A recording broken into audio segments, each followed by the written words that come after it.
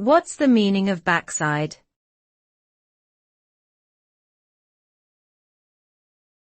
Backside.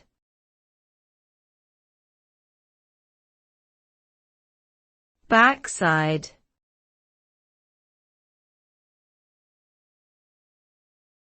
Backside.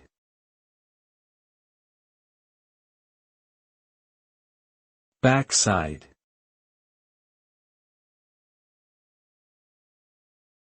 Backside is a noun that refers to the part of something that is opposite to or furthest away from the front.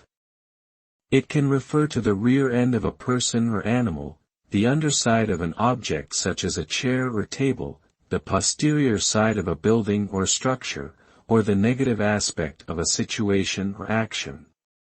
When used in reference to a person or animal, backside is considered a colloquial or informal term.